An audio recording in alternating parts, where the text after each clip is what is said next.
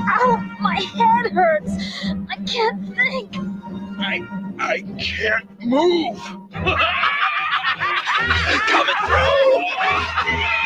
I can't move. Can't move.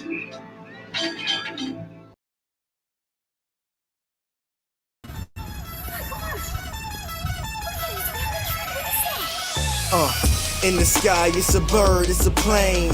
Flying high, I emerge through the flames. Have no fear, I'm here, so stand back. Melanin activate, the name is super black. In the sky, it's a bird, it's a plane.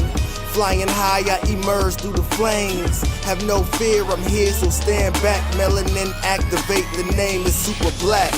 Imagine that, a future that's super black. Long as your skin brown, your superpowers intact. What would your powers be? Just hope it ain't super whack. Spatial manipulation, create a portal that's black. Maybe just super speed, time travel to run it back. Or cheat manipulation to keep my spirit intact.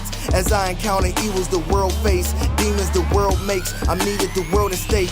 Rest in peace to Chadwick, they killed all the Black Panthers. Told us white lies, I still marvel at black answers. Suits in DC, pray it lead to a civil war. It ain't no Justice League, what's the need to be civil for? Propelled like the juggernaut, it's clear ain't no stopping this. The world in grave danger, who can stop the apocalypse? They killed all the heroes, the new ones don't really care. But if you need me, put your fist up in the air. Yeah, in the sky, it's a bird, it's a plane. Flying high, I emerge through the flames. Have no fear, I'm here, so stand back. Melanin activate, the name is super black. In the sky, it's a bird, it's a plane. Flying high, I emerge through the flames. Have no fear, I'm here, so stand back. Melanin activate, the name is super black.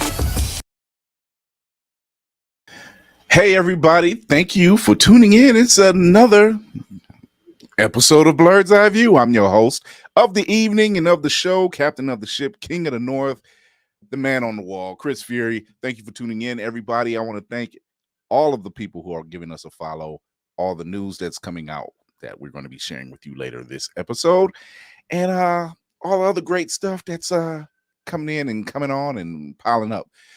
But without further ado, let's get our party started. And this time we got Lainey, a geek by heart, starting the party off with us. What's going on, Lainey?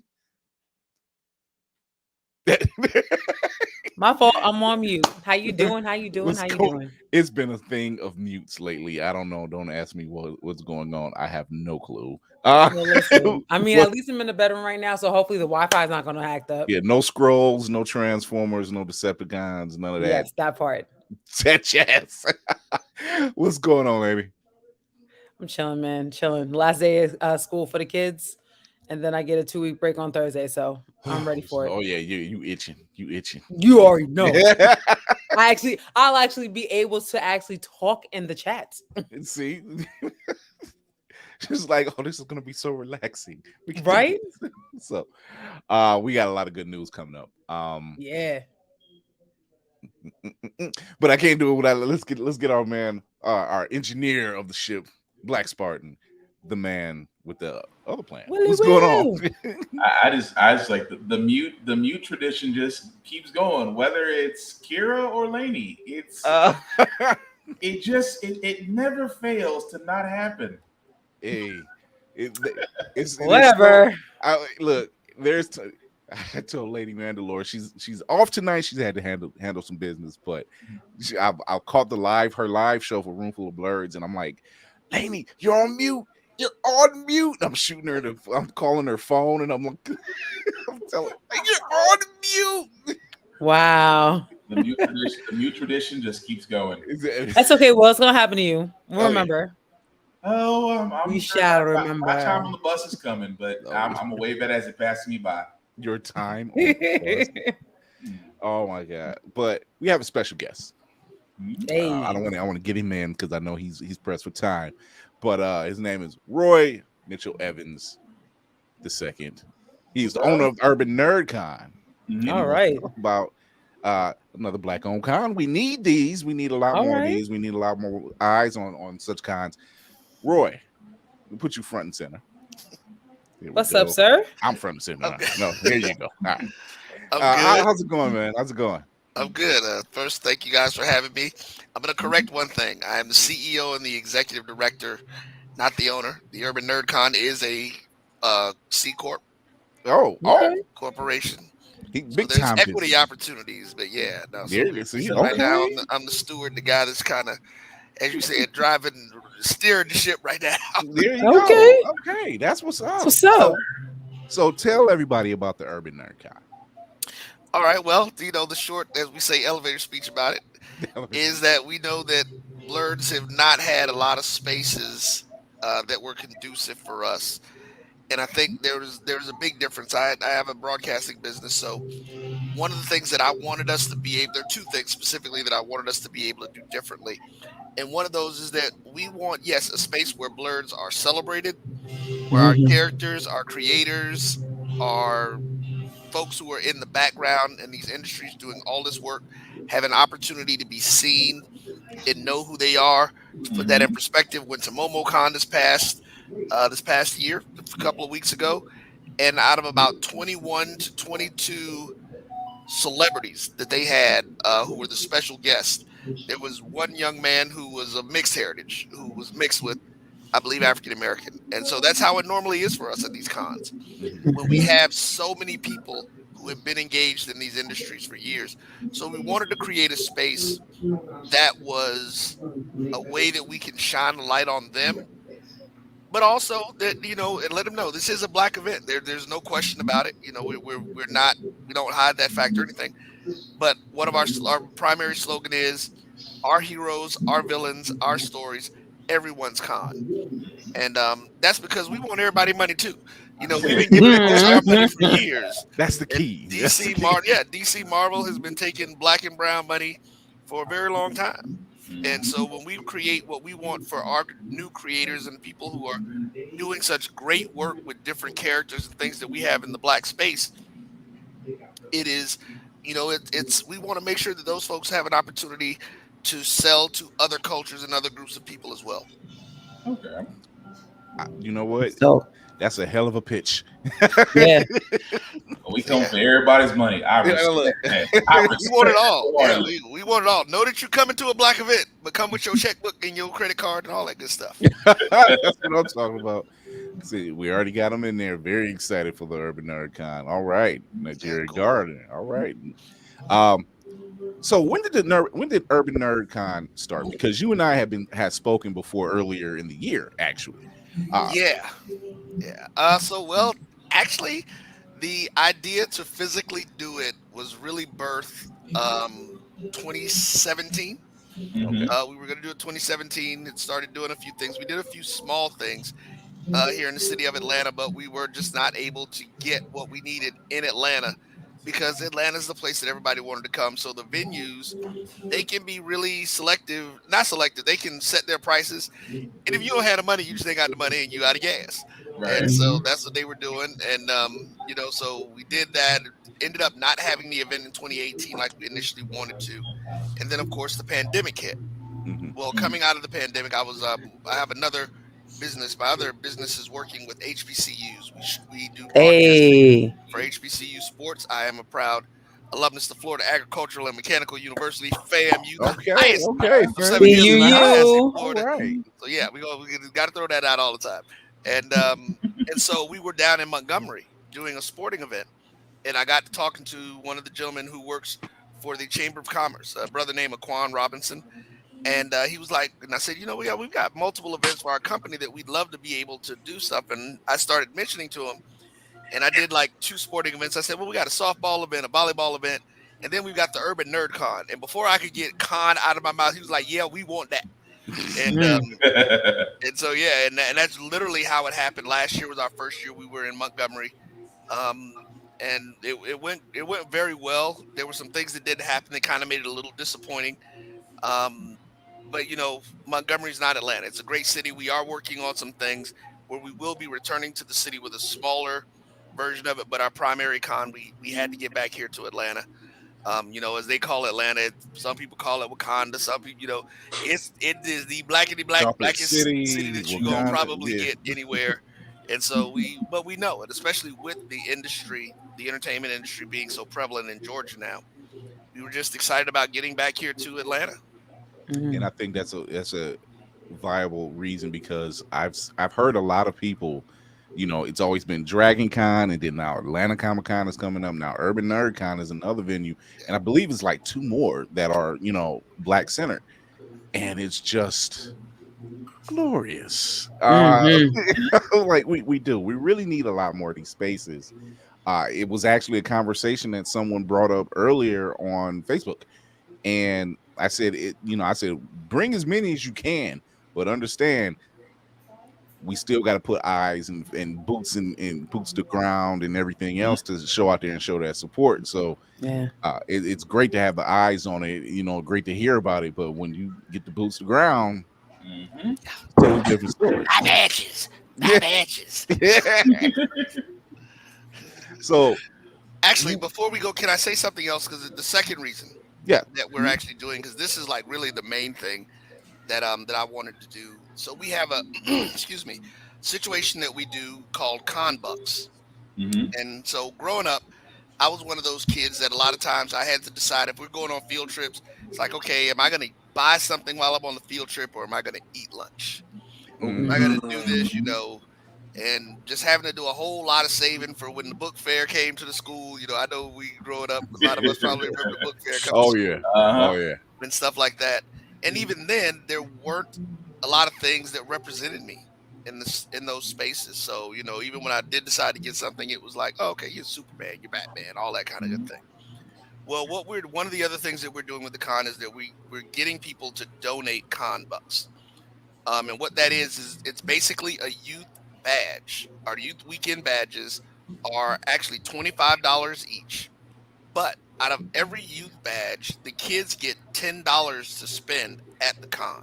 That's dope. And so that way, because my thing is I don't want any child to leave our con and not be able to be inspired by something that they saw there and that they can take home with them, so that they can physically see it and it can spark their imagination and do a lot of different things. So we're like really heavy on those. That's one of the things. We had over 800 kids last year in Montgomery that were able to benefit from the Con Bucks, and we're hoping to be able to get more. We really love to be able to do over 1,000 kids. Being in Atlanta Metro, that's the thing that we really enjoy for people to do. So that's a really good piece to it. Okay. I think that's such a dope concept. That is. As a parent of a young kid, oh my God, that is. Like, you really do need something because us as adults, we always looking like, all right, we know, don't get the convention food. It's ripping your mouth out. No. I was like you already paid a high price for the ticket. Like, we can't pay for the convention food on top of that. So and then to support like local indie artists and indie comic creators and such, Artist Alley and everything else, it's a burner. It tears your pockets up. It's like every vacation. You can take that vacation, save up for it. You figure you still gotta work them 2 weeks in a hole to get that money back. You still gonna be crying when you see how much you spent on that vacation. Oh yeah. So especially if you want a good souvenir. Right. It hurts. The pizza, as far as the pizza be movie theater price. Exactly. Just cardboard. But it'd be cardboard. Yeah. You know what we eating? McDonald's. Off the dollar menu. Thank you very much. Bring out the big purse. Right.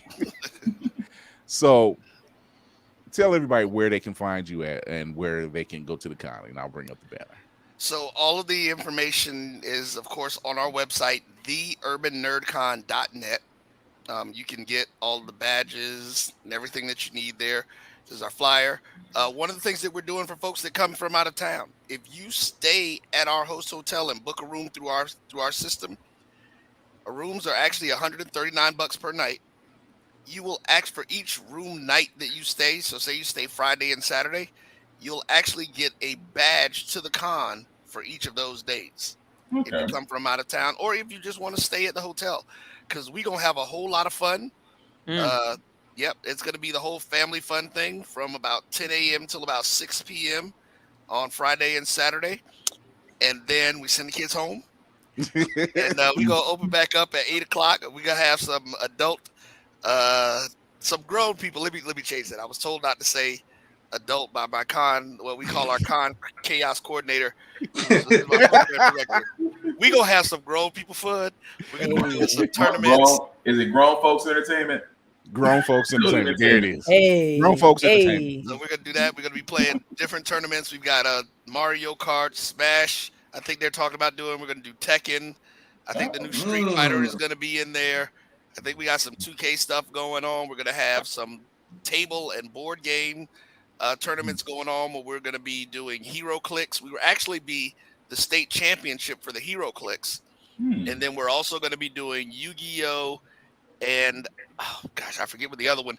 But we also gonna be playing spades. Hey, cutting people to the white meat, as I like to say. Yes, sir. Bro, I'll be the one to watch y'all, cause 2K and spades. They're trying to ruin friendships. Really, you might need to pat people down.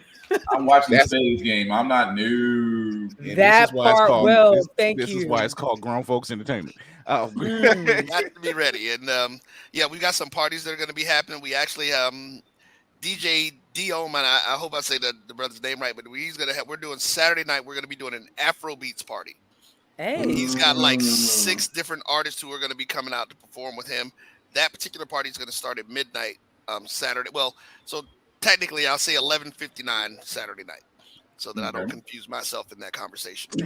Then Friday and Saturday are early parties. We're actually going to do Greek Geek parties.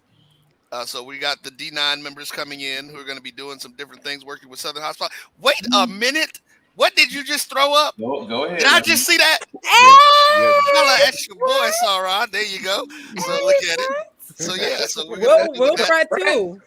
Where at? Try too. Okay, there you go. So Southern Hospitality, which is a party company here in Georgia, party promoter here in Georgia, who's also frat, Bo Braxton.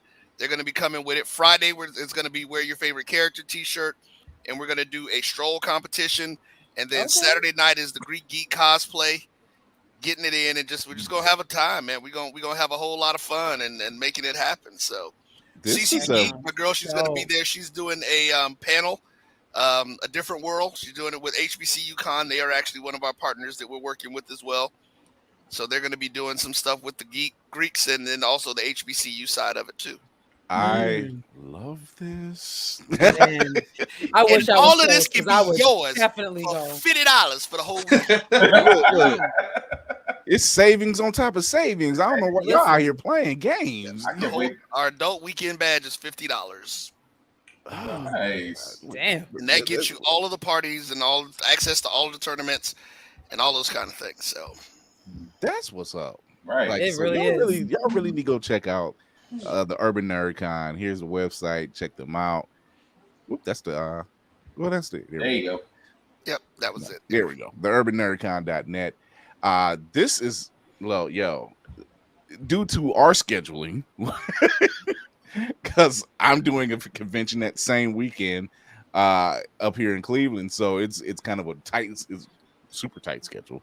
Plus I'm celebrating wedding anniversary in August, so like people like, you come down. I'm like, no, not if y'all want to see me for another year. I'm not. So, but man, Roy, dude, like everything you just laid on the table is all the more reason for people to come out here and show support. This is dope, man. Like, I mean, you got something for the kids, you got incentives, you got people for something for the grown folks, spades, 2K, Tekken, like all he missing is a Monopoly board. Like look, it's gonna be really a lot of upset hearts. I'm really debating if I want to do Monopoly because I'm a Monopoly freak. So, like, other than spades, I will play Monopoly all the time. Lady Mandalore, you gonna have an independent banker. I'm almost say. Oh my yeah, nobody gonna be trusted on that. There's literally we just labeled 3 games that are quick to upset the balance of every item of force that's out here because somebody walking away, man. Damn. And we're gonna have go to the site. We're gonna have some great guests. Most of our guests who were here who were with us last year in Montgomery are coming back. Kevin Grievous, if you've ever seen the Underworld series, And the guy whose voice is deeper than mine. Okay. Yeah, Kevin has he has that voice, and he was one of the stars of it. He actually wrote that series. Right. Created the Blue Marvel character. Sirach Lofton, who is Jake Sisko from Deep Space Nine. Right. Is going to be there. Sirach has been like completely amazing. We're also going to be working with the Nichelle Nichols Foundation, because we're going to name our first award after her, the Nichelle Nichols Vanguard Award. That we're giving out this year to her posthumously. We were real disappointed. She actually passed away during our con last year. And we had about 5 people who were Star Trek related who were actually able to come in and just tell some amazing stories. So we're really excited about that opportunity. And then right now we got my boy scheduled back. We were sure we had to wait for him to see about getting his schedule together. But Bruce Leroy, Timok, The Last Dragon, will be back in the building, and we are going to do our screening this year of The Last Dragon, and then a Q&A after the screening of the movie with him. So. My God, this sounds so dope. Yeah. You guys are missing out. If you have not heard of the Urban Nerd Con, you need to go check them out. You need to go show your support. Go to their website, go to the IG, The Urban Nerd at IG. And the Urban Nerd Con. The Urban Nerd Con on all social media. Yeah, here we go. Right there. The Urban Nerd Con on IG. You're going to go to their website, which is actually on their IG's profile as well. The urbannerdcon.net. Roy, my guy, this all gold. That's what it is. It's like the platinum package. Listen, man, our goal is to create the prominent multicultural fan con in the country that emphasizes creators of African descent.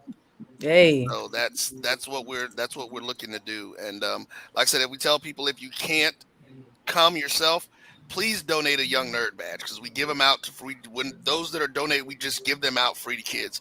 We go to different youth organizations and stuff and say, hey, bring your kids on out. Y'all come on out for the event. So I gotta give you this for the short time you're here. I gotta give you this.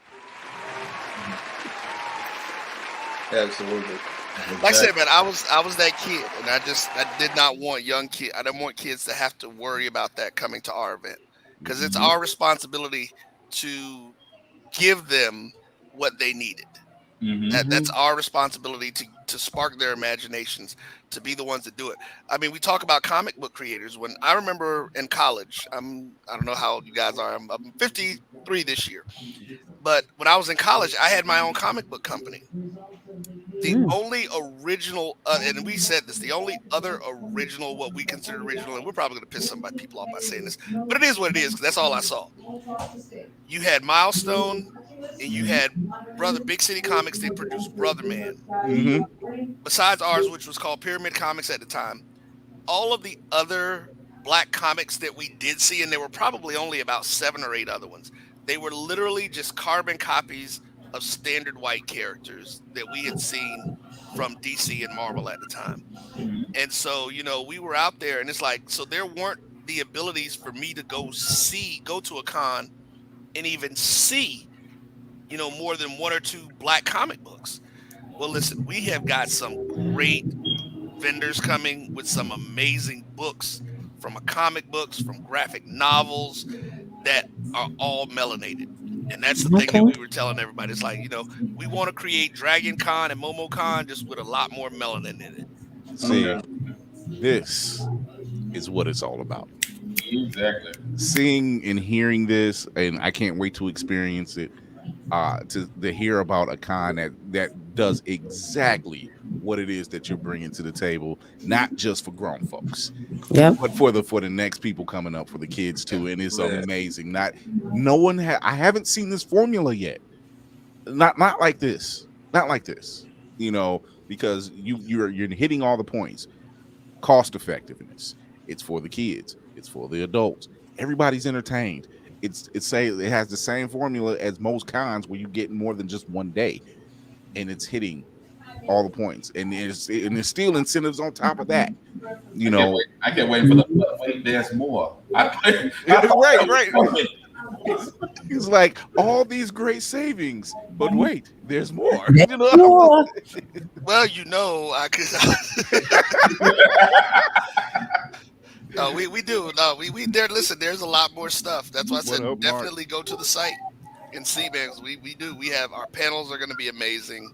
I mean, just the stuff that we're going to do. We're like our goal is to grow this, and we really are looking forward to it. So, yo, my God. This is them times. This is one of them times where I wish I had a twin. That's like, hey, I need you to go handle that part. Mhm. I'll go handle this over here, and we'll be fine. Roy, this has been amazing. Like this, you have an amazing movement going on. we hope so. Listen, we appreciate you guys' help, man. Any publicity that we can get with it is what we need, because that's we understand that one of the challenges with a lot of blurs is that we're in pockets, and so we've got to be able to find each other and make that actually happen, so that we are getting that information out to as many people as possible. Water finds its way. Big thing, yeah. Water finds its way. Man, Roy, I wish we could get you longer. I know you got your your phone call and your business to handle. We're working with the com. We're getting ready to talk to some of our professional guests and talk to them about what's going to be happening at the com, what they have access to, what we're looking for from them, what we need, and making this thing happen. So, listen, if you want me to come back, I will. Oh, definitely. We can actually do some nerd stuff and just really get into some conversations. Oh yeah, Some of the y'all talk about the Flash, and I have some very strong opinions about that stuff that they did. But we did a whole review last week. We did the review last week, and trust me, he didn't pull any punches. There you go. Nope. We landed them solid. I'm like, no, you're taking this head. You gave us that. You're gonna get this. Get this work because they need it. But the good thing about it is that we know that that's the last of this fragmented DC that they're getting. Ooh. We're finally going to get. I don't know if you guys saw it, and I'm wondering, did I see it from your post? But I saw the post of James Gunn talking about his 10-year plan. Yeah. So he actually came in and talked about it. I was like, see, now that's what I'm talking about. Yeah, we covered it. I still got the banners in my production room. I still got the banners where it's just this is his lineup. He just announced today, the first of his run. So I'm like, hey, let's rock, let's get this. He's like, it was like, you got to raise it to the ground because I can't work with none of this. But man, Roy, go check him out. TheUrbanNerd.net, TheUrbanNerdCon.net, and the Urban Nerd Con on IG. You want to go check this out. Take your kids, then drop them off, and then come back. Just have some fun. This is very insightful, my guy. This is and I love this. I love this. God, I love what I do. I swear to do. I love what I do. Roy, once again, I got to give you this. Short amount of time, but in that short time, you made one hell of an elevator pitch. We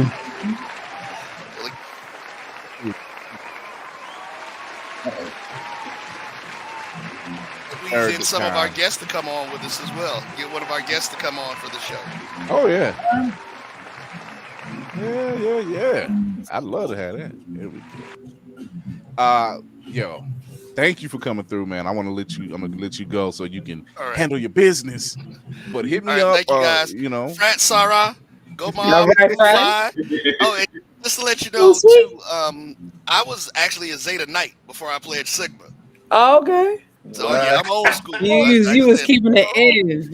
All in the family, babe. And even though I didn't pledge at Virginia Union, I went to Virginia Union. So HBCU, nice, yes, in the building. All right, yes. You guys take care. Blackness. I love all this blackness. I love it. Thanks for coming through, my guy. Right. Matter of fact, I say he couldn't even see it. Oh my God, that's amazing. That is amazing. Savings on top of savings, and then all that fun. I'm like, yo. All I gotta say is I don't want to be nowhere near the game room when you have spades, Uno, and Monopoly going on all the same time. No, I just want to watch the spades, but I will get in some Uno. Yeah, I will get in some Uno. Uno, I got no problem with, but spades, nah. I'm gonna be a whole professional instigator walking around. You would too.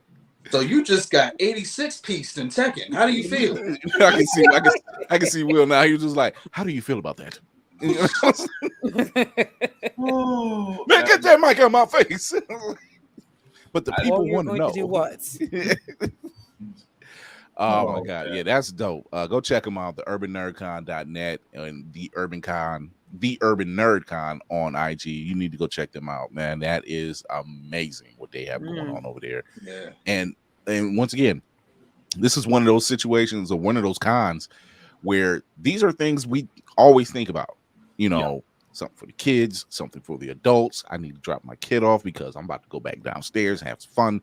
It needs to be cost effective. Then you're bringing in the next generation, so you have an opportunity to show them new ways and open up that door, because we already know a lot of these kids do not get those opportunities like that. Right. What's up to our sponsor, Trey Lawson, in the building of Always Press Record. Yeah, it's such a dope. That is such a, because I'm doing the 4C conference here in Cleveland. That's why I'm not going to be able to make that. But yeah, it's you can't beat that. You can't beat that. I will say this. You guys are noticing that more and more, and I'm just not gonna say anything because I don't want to jinx it. More and more of these types of cons are showing up. Yes. And I'm like, it's like watching National Geographic. I'm just a photographer just watching the gazelles go across. I'm not gonna say nothing. Black Spartan is sitting, and off in the distance, there's another black con that has emerged for the people. But right? But you notice that every con, the mission is always the same: outreach, next generation, family entertainment, making it cost effective, really putting the value behind it. Almost every con and every person behind the con that we've interviewed, the mission is the same, and it is a beautiful freaking thing. And that's why I'm like, I'm just gonna sit there and I'm just gonna marvel at it. I don't even want to stare. I just want to marvel. Yeah. I mean, it makes you look at these much larger cons who will have all this money and influence, and say to them, "Hey, this is what you're missing out of. This is what you forgot about your mission. You said you want to be family entertainment, family friendly. There it is. You want to be cost effective. There it is. You want to make sure that the next generation of kids see it, because I've heard the conversation consistently when it comes to the much bigger cons, like artist alleys tend to get drowned out. Yeah. They don't get they don't get that same affection, that same attention that why a lot of us go in the first place. Hey, I'm going here because I want to get to Tuskegee Airs, or I'm going here because I want to get something from Concrete Comics, and you don't get that from a lot of the bigger cons because they're drowned out. It's great to meet your favorite celebrities and artists and voiceovers. It's great. I'm not taking nothing away from that. However, you don't get that opportunity to make it over there. I've been to cons, especially here in Cleveland, where you're just like, where the heck is Artist Alley? Everybody's drowned out, and then when you get to Artist Alley, it's almost nothing. Like it's clear to walk because no one's there, And so, but they just solved the con food problem. I'm like, if you could just bring in a few people and could bring in decent food at that's another one. non-Comic-Con prices, I'll be happy. Yeah. Because I just don't feel like you should pay $20 for a cheeseburger that you would have gotten at the hole in the wall. There's nothing like talking to my son before he had went overseas to Korea when he was in the military. There's nothing like talking to my son and taking him to at the time it was Wizard World. It's called Fan Expo now. And I took him to Fan Expo. We got to see Bruce Campbell in person and everything. So he got the experience. He was just like, yo, and I'm like, exactly. And he's big on anime and everything. So for him to see that and then walk away saying, wow. And I'm like, exactly. That's the experience. That right there is what we want every young blerd that comes up or nerd to sit there and, like you said, have that experience. Sit there and say, I got to see it, or I got to see my favorite person. I got to see cosplay. I got to see the whole idea of, like I said, the one thing I've always loved, that when I took my nephews for the first time at their con, they're like, we can do that? The idea is implemented. Once the idea is implemented, I'm like, go back to your parents and tell them how to do it. Because I did my part. It's already there. And speaking of Black Cons,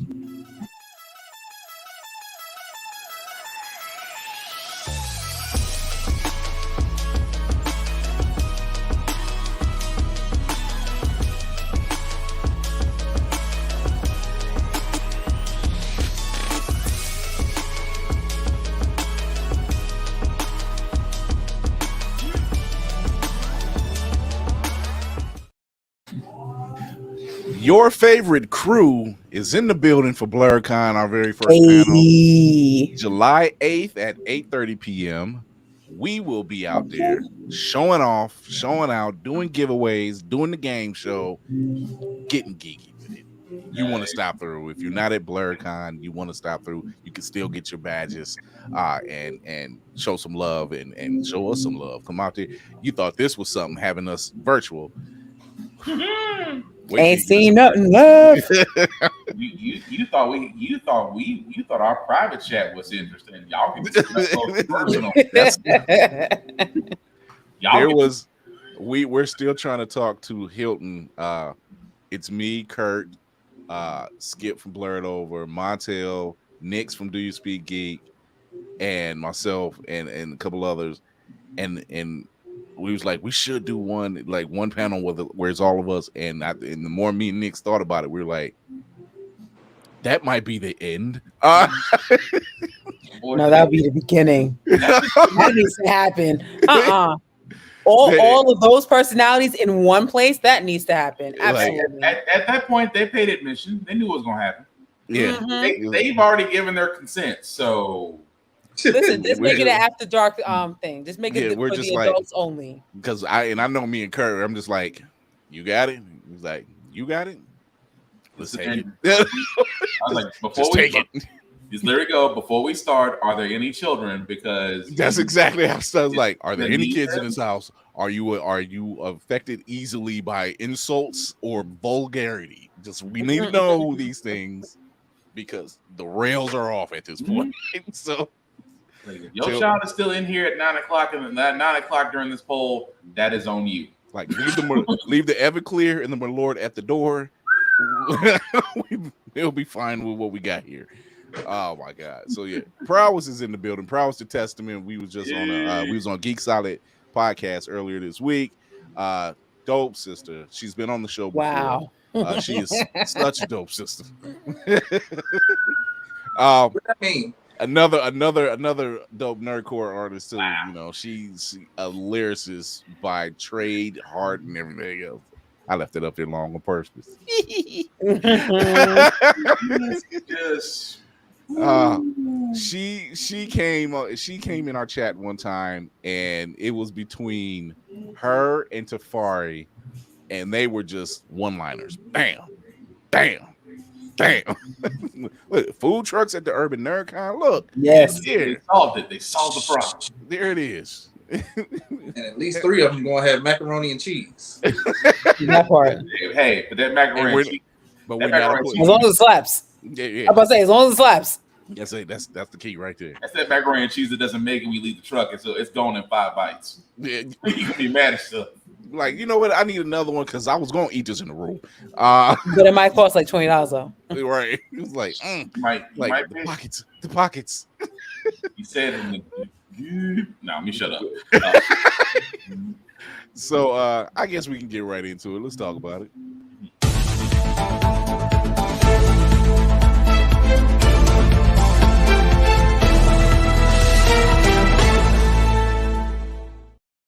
Well, the announcement came down the pipe from Mr. Gunn himself. He has found his Superman and his Lois Lane through David Cornsweet and Rachel Brosnahan to play the DCU's new Clark Kent and Lois Lane for his Superman legacy. I could get Nix for some of the stuff he said. He was just like, great value, Henry. He went in. He went all the way in. And I was just like, I'm like, Nix. I had to call him. I'm like, Nix, stop. But no worries. This guy will put on weight. This is kind of like the thing. They're just not going to get no skinny person And trust me, that's just not how it works. You know, he may not be massive because Cavill was massive. The dude was just massive, you know, but he's definitely gonna have to put on leave Delaney. Dollar General Cavill. Oh my God. So yeah, it's I have total faith in what Gunn is bringing to the table. I am not upset. I am not mad. I'm glad. I wasn't expecting the news this soon. Yeah. I was expecting it like next week or something, you know, because the rumors were already starting to float around. I was expecting maybe next week. Yeah, but after the Flash, there need to be some uplifting. DC needed such a win right now that we would have been happy if you sat there and said that we were finally get a Jon Stewart movie. It just left it at that. Gave no instructions. We needed something at this point, but no, the guy being cast as Superman, I said I pulled the Desmond Howard like who? I was like, when you said the name, and I think that's good because I was listening to Inside of You with Michael Rosenbaum. It's a great podcast because he has a lot of connections to Hollywood people he's been in movies with and everything else. And he had James Gunn on, and it was an interesting interview because he was saying, you know, when he was talking about Guardians, how these were virtual unknowns. You know, I mean, Chris Pratt, unless you watched Parks and Rec or Wanted, that's the only way you knew him. You know, everybody knew Zoe Saldana. She was the most famous. You know, Dave Bautista was best known for wrestling. You know, Bradley Cooper wasn't even on the screen. You know, and his voice was so unrecognizable you wouldn't have known anyway. Yeah, you don't know that's Bradley Cooper. Yeah, you really don't. Even watching behind the scenes, you still don't. You're just like, yeah. There's no way. The body don't match. It was like there's no. They put some kind of scrambler on there, or something. I'm like he locked that in too well. And then Vin Diesel was just, you know, making his rounds as coming up. You know, so. But you gotta give the man credit to get paid millions of dollars, but yet say the same 3 words in 3 movies. Oh, that part. It's a hell of a hustle. I mean, he did the same thing in what's the name? We Love Family. Yeah. Same thing. He still was like, Dominic, what do we do? Boy. About family. Yo. Oh, it's yeah. It was so angry. So angry. Hey, you're bringing up trauma right now. And then the last line when Groot was like, "I love you guys," he was like, "You guys are my family." How many people might have myself laughing that hard in the theater? The way he went about it, I was just like, look, for volume 3, I was already misted anyway. So when he said it, I'm like, oh damn. And then I got done and recollected myself, and I'm like, and he still managed to make it about family. You son of a bitch. that was my sober moment. I was all in my feelings. I heard that part. I was like, wait, did he just he made it about family again. You sly bastard. You know, so it was interesting. I'm glad he's made these picks. I like the fact that everyone, this is what I love about theories. People just make the weirdest theories. You know, and they were like, "Oh, he's gonna pick such and such, or Nicholas Hoult, or this part." And I'm like, "Nah, it's gonna be somebody we don't know." And that's a great thing. It needs sometimes you gotta have unknowns because you assume too much. Because I'm sorry, go ahead, Lane. Yeah, go ahead. No, I'm about to say they did the same thing with Christopher Reeve. Yeah, they had a whole bunch of people that they thought it was going to be Superman, and they said no. The studio wanted someone unknown so that they can focus on the actual character of Superman and not on the person who's playing it. So, yeah, same thing. And it worked out great for him. You know, and he's also going. He also went forward. Gunn also had said he's like, people have gotten lazy with their superhero stories, and I gotta agree. You know, they figure, oh, copy paste, it worked. Let's do it again. And that's Hollywood talk. You know, they're like, let's copy paste and do it again. I'm like, yeah, but that formula doesn't work all the time because see, now you have this. We got what we were looking for out of Endgame and out of No Way Home, right? Those were the pinnacles. Now we're building on a whole new story. and people weren't ready for that. They weren't ready for She-Hulk. They weren't ready for Ant-Man. They weren't ready. And now that we know what's going on with the VFX department, now we got an understanding. And you got lazy Thor: Love and Thunder. Lazy. Yeah. I mean, it's, and I was trying to keep this to myself because I was just flashing back to the BET Awards about cut and copy and how everything's gotten stale. I was like, oh, like current hip hop. Yeah, it did. Current hip hop. Shout out to Busta Rhymes, Lifetime Achievement Award for over at the BET Awards, and he said some very prominent things when he accepted that. And I'm like, that man is right. There's a reason why he's been in the game as long as he has. And he said all this beef and stuff. He was like, he got it. He got it to people, the higher ups too.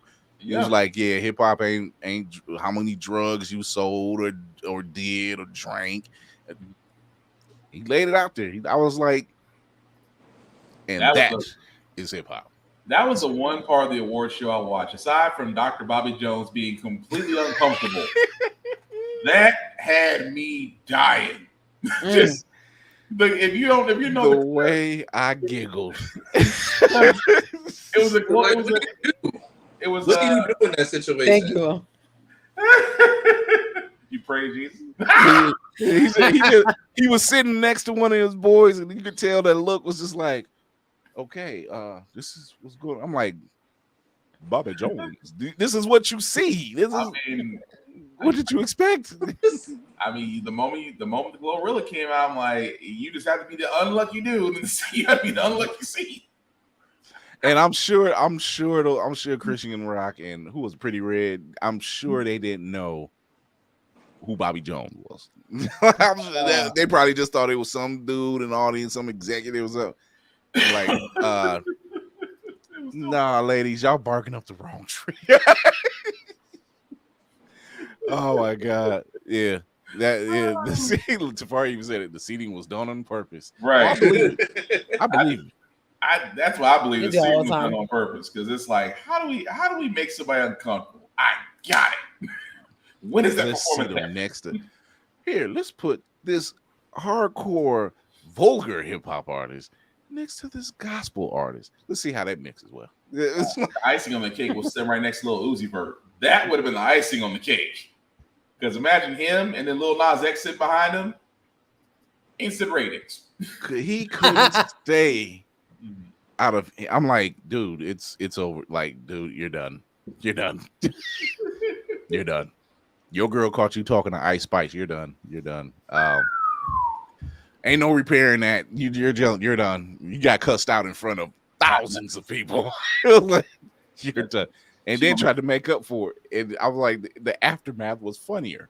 Damn. Oh, you like taking pictures? No, you're taking pictures. Like, uh-oh. Damn. You thought I was feeling you, the Jesus remix. Oh my God. Oh my God. Hey, it's me time to laugh these sub jokes. I'm good where I'm going. I'm good. Look here. The sub jokes. Okay, let's get something started. I thought we were done. I thought we were done. But they keep coming out, and I'm just kind of like, damn. But it was good. Just goes to show you, just go show you, dark humor goes a long way, or in this case, very deep. Yeah, he said offending the elders, Migos reunited, domestic violence, Busta Rhymes, Tyler Perry putting in work, and it's only been a few days. Come on, lady. Surely we can rise above it. Oh my God! Hey, it wasn't the worst joke I heard. The worst joke I heard was here. How do I flex on billionaires? Yo. Oh my God! Proud says JT is now saying it was a logistics issue and not Ice Spice. I'm like, the lies. Control. Look! You talking to black folks? The lies. We know trouble when we see it. Let's just put it that way. Like, who they fooling? I don't know. You ain't got not us. We kind of figured. Yeah, I'm like, We just treat y'all. We just treat y'all at the low end of the other family. We just treat y'all at the low end of the family picnic. Like, just leave them be. That's how they always be. Something crazy. That was always something nuts. So we're gonna take a quick little commercial break. When we come back, we're gonna give the people what they've been missing. You seen The Flash? how much of a bad taste that left in everybody's mouth. Love it or hate it, mostly hate. We're going to give you our fan cast, and I think you're going to enjoy it. So we'll be right back. Yeah, welcome back to Fast Money, y'all. We getting ready to finish up the game here. Now your teammate done scored enough points. I think you just need to get one answer right to win. You ready? Ready. Okay, name a podcast. Blerd's Eye View. Who should have won that Oscar? Angela Bassett. Who did win the Oscar? Don't give a damn. Name a cartoon. Ed, Edd n Eddy. Name a guest from question 1. Carl Jones. Alright, that did it. Congratulations, you won the game. Hellspawn cosplay. Now, we only need a one name. Hieroglyphics. You can stop now. Josh Evans. Chase Bowling. Josh Brown. Y'all cut the commercial. He gonna be on this for a while. Blerd's Eye View. Be sure to peep the podcast on all platforms, or stream every episode on Always Press Record TV. APR TV now downloadable on Amazon and Roku. APR TV, the power of podcasting in the palm of your hand. Get it today. Oh my God! Look, Tafari, always with the comments. He said, one of the jokes was, and I see that. This was the one that made me crack out. Laughing. It was like, how you sleep at night making those jokes? And I said, they said with oxygen. And I'm like, yo. Hellspawn already said it. He was like, Hellspawn already said it. He was like, I'm probably got 5 tickets, a beach house somewhere over in the timeshare. And I'm like, oh, so we're neighbors. That's all I could say.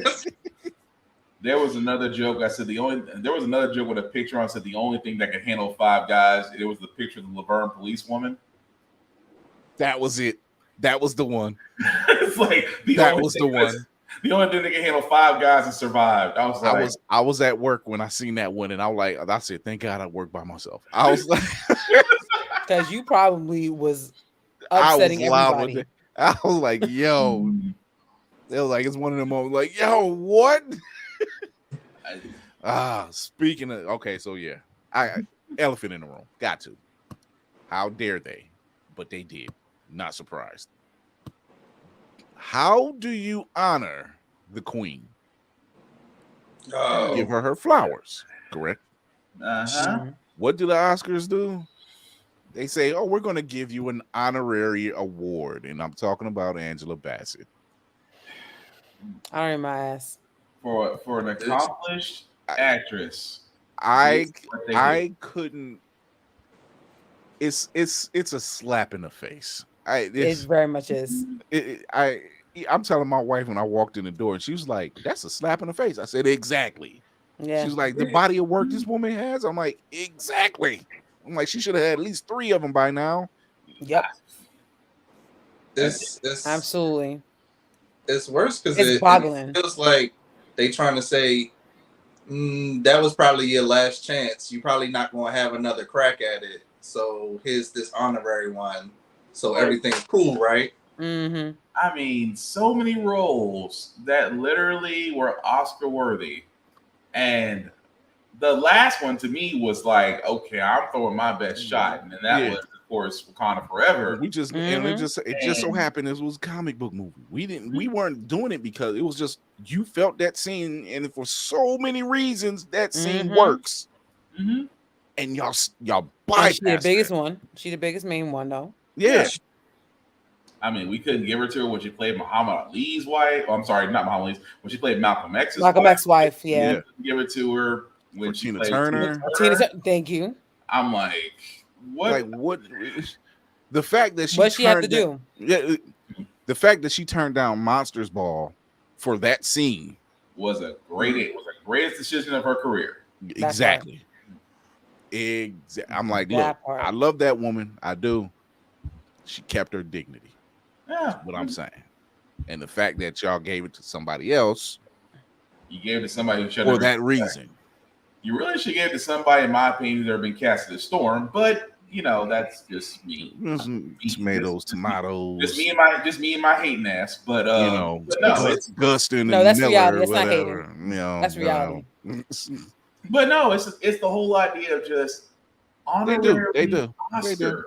I believe it, and she ain't folding for it. She ain't folding. Here's my thing. And I bet you she would have got an Oscar if she did that too. Exactly. If she had played a slave or some of a demeaning role, they probably would have gave it to her. Which is why. Correct me if I'm wrong. Aren't honorary Oscars given to only people who are no longer with us?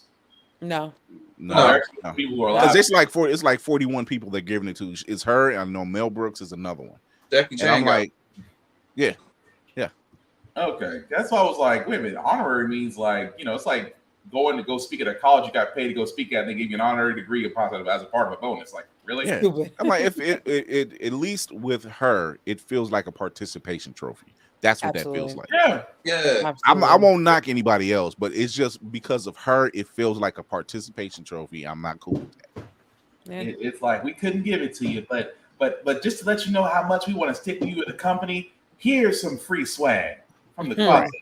Right. That's what, like there's a number of times where it felt like Leo should have won for best actor, and then he finally won for The Revenant, and it felt like that was a makeup. It was just like, all right, we ducked you out like 7 years in a row. Here you go. You finally got one. Yeah, That's like, what it No, feels he like. did act his ass off in The Revenant. Isn't that But kind it of feels bad though like- that you gotta get mauled by a bear just getting an Oscar? But it feels like with Angela getting this, like, yeah, we probably you up there, you probably not gonna have another moment like that. So here you go. Go ahead. I mean, and this is kind of one of the reasons why I wish we had something of our own, like that's on that level to literally say we don't need y'all because we recognize the greatness in ourselves. Recognized game. Yeah. Right. So like we don't necessarily need you at this point. So but you know what? Well, you know what was the equivalent of those a long time ago? The Essence and Ebony Awards. We used to.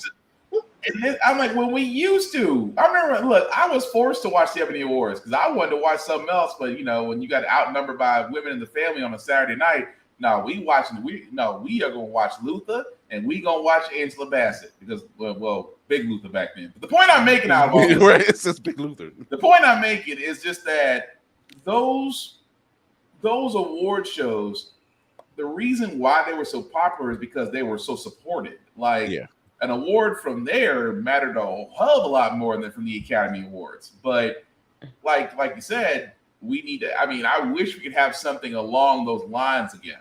But yeah, it's just the fact that she got done wrong. I'm like, I'm sorry to Miss Bassett because she will be elegant, she will be regal, she will have all the queen behavior. Flowers always at the feet. Always. Yeah, and she will handle it like the wonderful storm goddess she is. She still should accept it as a video. Yeah. But just that's probably the best. Call it in. Yeah, call in. Call in. Yeah. Call that shit in. So we got a question. All right. Okay. They said this show somehow came across my feed first time here. So what do y'all usually talk about? Well, welcome. You are in. Thank you for coming in. That means it's serendipitous. You're meant to see us. We talk about a lot of geek stuff from POC point of view. You'll trust me. You won't be disappointed. Stick around. Why we are on this, and like I said before the commercial break, we all have seen The Flash. We have all had our reservations or lack thereof. We were very uncouth about it. We don't care. I had a conversation with someone today. I said, you know what? I said, story-wise, it's fine. I said, the lead,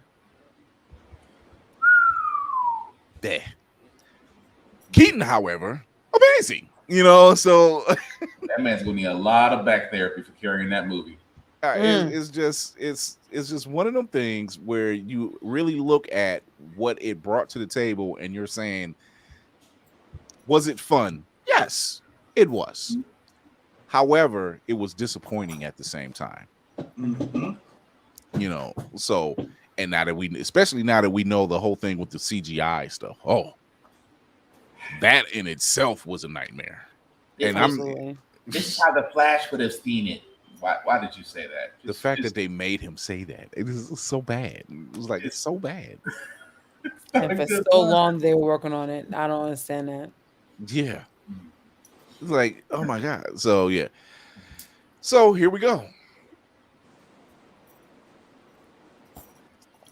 The Flash fan cast. Here we go. We're getting into it. I would have used the music only because hey, CW would have been listening. I would have had to talk to them. I'm like, you can't really sue us because, like yourselves, we don't have any money. So, oh, y'all got purchased for pennies on the dime. Y'all got purchased for a 3-piece at KFC. I don't think y'all can really sue anybody. Right. So that. Oh, that part. Me. So we're gonna start doing our little fan cast. We have our listing. I'm gonna start with the ladies first, of course. I'm not a complete, and I know, lady, you're I know you're limited. That's why. Okay, I was about to say, but you had but you had some very good pick. You had some very good picks. So read off the picks you do have, and I'll bring up the banner. All right. So first up, we got Barry Allen, the Flash. Okay, so I had Dylan O'Brien. He's the guy that is from the Maze Runner series. I chose him because I actually just think that he could bring gravitas to the Flash. I didn't think that we were gonna go the like funny Barry Allen way. I thought we were gonna go a more serious way, and I was like, you know what? He's about the right size. He's about the right age. I think he could do it. I went for who else? Who's the next one? Iris. Okay. Okay, she is already with something else in DC. I believe she's in Titans, but I still wanted Anna I don't know how to say her last name. Anna Diop. Okay. Anna Diop. Yeah, I know Anna Diop. Yeah, and I'll be honest with you, I saw her actually at 24 Legacy. I thought she sucked in that, to be honest with you. But half the reason why I thought she sucked in that, no, I'm serious. No, I know what you're talking about. I know exactly. Was the writing. The writing was horrible. Yeah. It was like a white person writing about what they think Black people talk about and how they talk. And so, but when I saw in other stuff, I was like, okay, she's good. And then I forgot what Amazon movie she was in. That actually it was a horror, like a horror movie. Yes, I know what you're talking about. I covered on your on your website site. Thank you. Yeah. But she was amazing, and I said, okay, I'm sold on her. I'm sold on her. So I think she can actually act, and she can act very well. Yeah, she can act very well. And then finally for me, Zoom will be Paul Wesley from Vampire Diaries. Yes. Who he plays Stefan. I thought that he could be such an amazing person that could give you a false sense of security. Okay, like he's one of those people that he has this great face and he'll charm you. He's charming, he's alluring or whatever. Leave it to phone. Lady just described all the dear white people. So that is true. Yeah, she wasn't that. Mm-hmm. Oh man, I completely forgot about. She was in not the movie. She was in the series. Yeah, that's right. That's right. But yeah, Paul Wesley. I think he could do an amazing job as being, alluring, but yet he will go for the jugular when he has to. That's all I got because some of the other people I know, but I don't know like really about their characterization. So I didn't want to do them any, injustice by saying like, oh, this person or that person. And y'all like, nah, that's not how they would act or whatever. You know what I'm saying? Like putting Will Ferrell for like Captain Freeze or something. You know what I mean? Like that'd be dumb. So I don't want to embarrass myself. So therefore, boom, I'm gonna hand it off to the pros. Okay. So the Battle of the Wheels. We'll let Black Spartan go. So we'll start off with Barry Allen. Okay, so for my Barry Allen, which is Flash, I chose Taron Egerton. So the guy from Kingsman, the guy from one of my two favorite movies, Kingsman, Golden Circle. Also did Elton John. Guy's got the right build, right face. He actually sang, and also sing. And also, he did sing. So he sang an Elton John song and sing. I'm like, oh, the guy can sing too. Why did So, like I said, he's got the right kind of quirk. He can do the one-liners that we're all knowing. So that's always like, okay, he make a perfect Flash. Iris, I went different. I went Nathaniel Emmanuel, basically from the Fast series, just because it's a different type. We've seen the redhead. We've seen the brunette. We haven't really seen the lighter skin mixed variety, if you will. Plus, she kind of has that little bit of quirkiness, but a little bit of sass, which works out well if you're trying to translate it from the comic book side of things. Wally West, I had to go differently because Will beat me to the punch on that one. So I had to go to my backup. So Josh Hutcherson, if he was in, and I say if he got in shape, because he just needs a little bit of muscle. I don't need Peter. I don't need Peter. I don't need him for Hunger Games. I need him a little bit more built up, but he can do it. My Zoom Reverse Flash, Justin Hartley, basically the guy from All of Us. The first Green Arrow from Smallville. Yeah, the first Green Arrow. Okay. So yeah, again, right build, right size, makes you feel comfortable, makes you feel safe, but will cut you in a heartbeat if he, you know, just like that. He kind of his acting switches. The reason why I picked him for that, because he can go from left to right in a heartbeat. Yeah. Captain Cold, I chose Ricky Whittle. If you don't know who he is, he's basically Shadow from American Gods. I think he can do it because Captain Cold is a little bit different. Yes, he is conniving. Yes, he is maniacal in some cases, but he has a little bit of a moral code. At the same time, we never really seen a Captain Cold casted as a multicultural one, if you will. So that's why I wanted to pick him for that. Captain Boomerang, I chose Charlie Hunnam. If you haven't seen him, Sons of Anarchy, King Arthur Lost Legend of the Sword, The Gentleman. Again, British actor, but he fits right in with Dagger Harkness. I think he can pull it off. Now, y'all either gonna love me or hate me for Heatwave. Winston Duke. Oh, wait. You can give me Winston at any time. Y'all say either you're gonna love me or hate me for that casting. Okay. Winston Duke. Why? Because you got to think between Heatwave and Captain Cold. They kind of have they always have. They're buddy.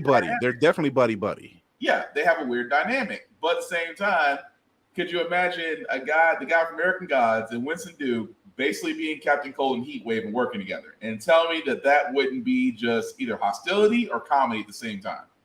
It'll be eye candy for me. I'm sorry.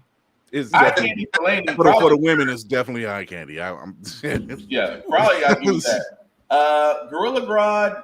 I am still surprised this man has not voiced him yet. We just got through talking about him. Kevin Euro.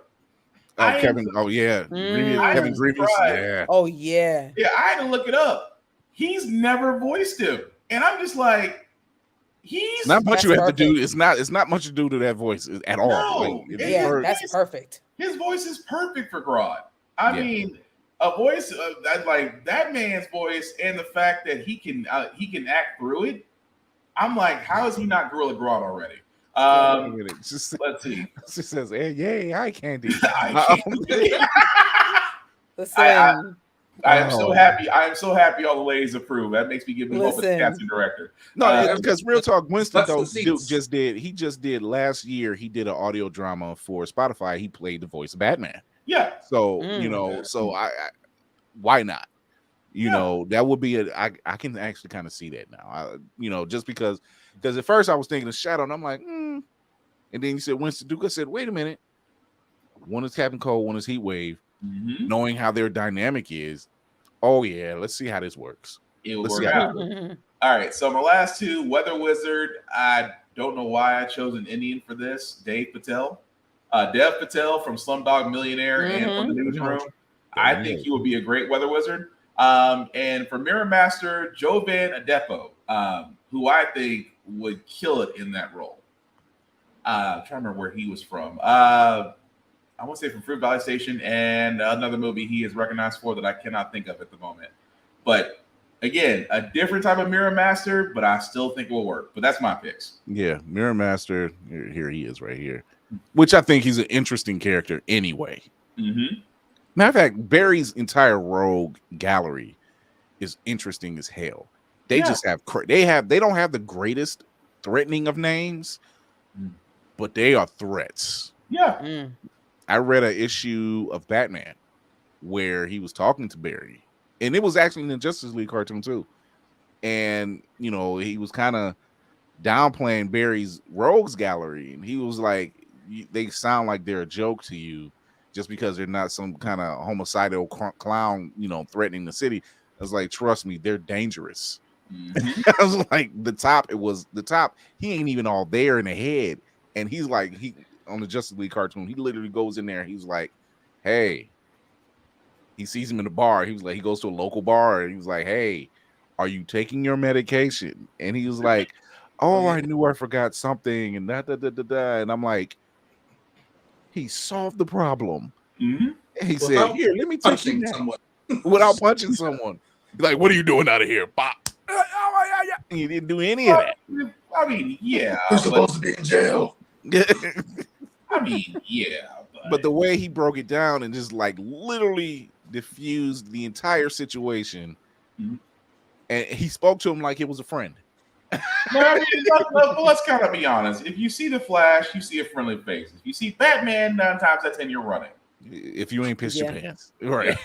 So, we're guilty, right? So it's those are some good picks, actually.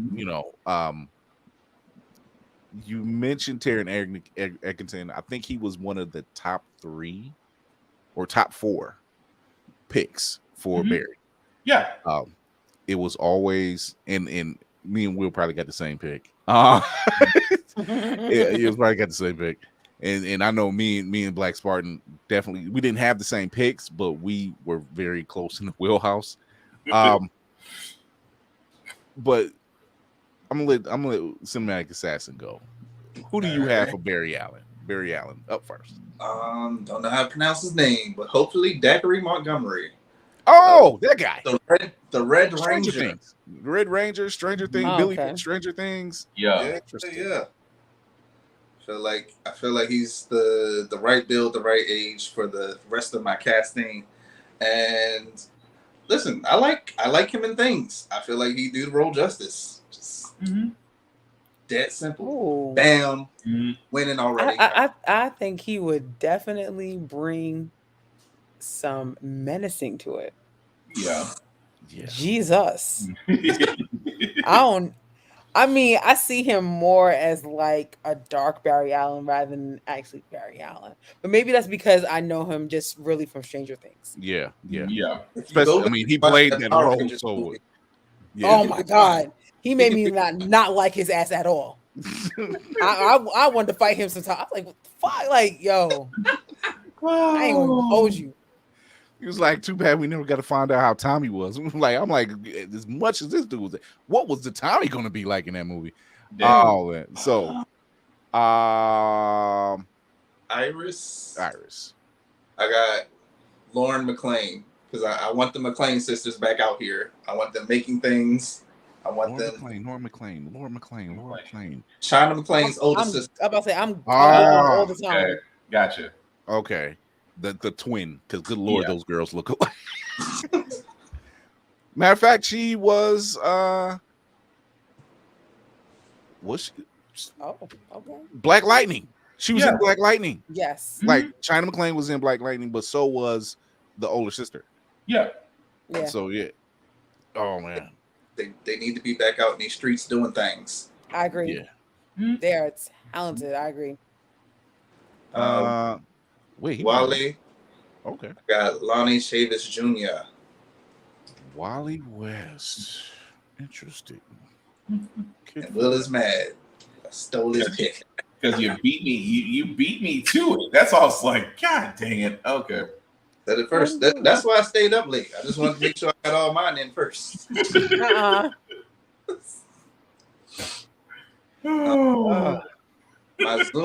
My Zoom reverse flash. Give me Cameron Monaghan. Ooh, I dig that. You see it. Real talk. His role as Jerome on Gotham. Telling you.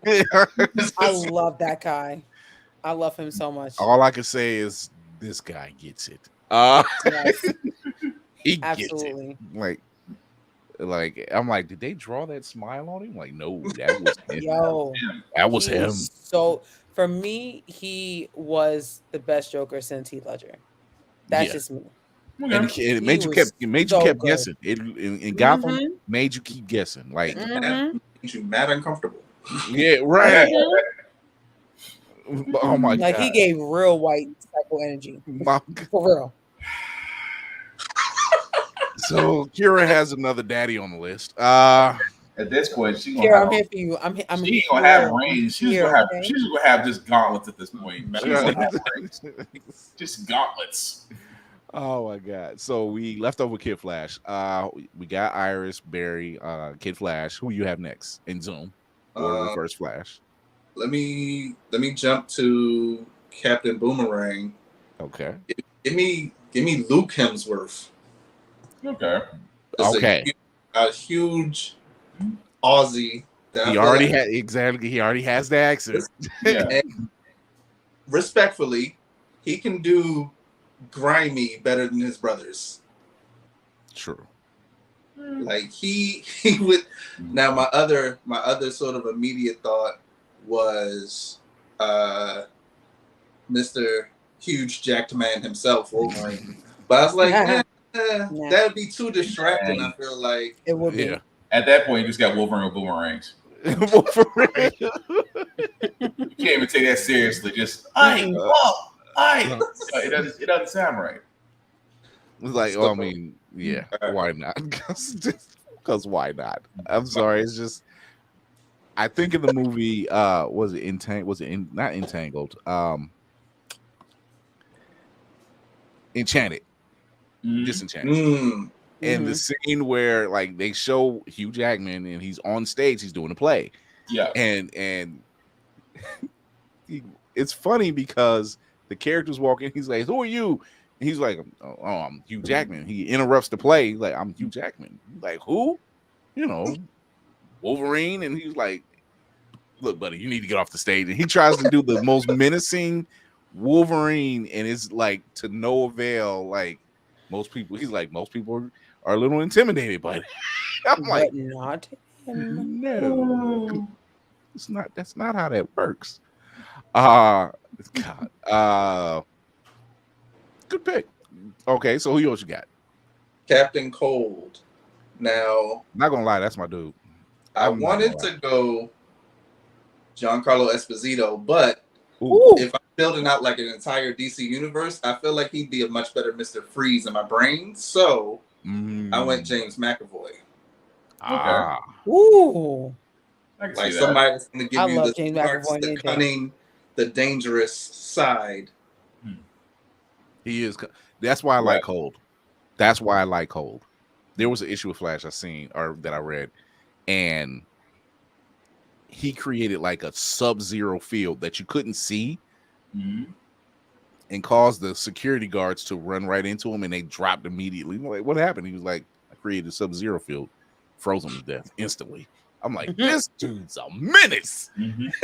Like, you underestimated him. And the fact he has killed Flash in other universes, and did it by instruction. That's the worst part. How do you get killed as he's telling you how he kills you? He's good. The man is good.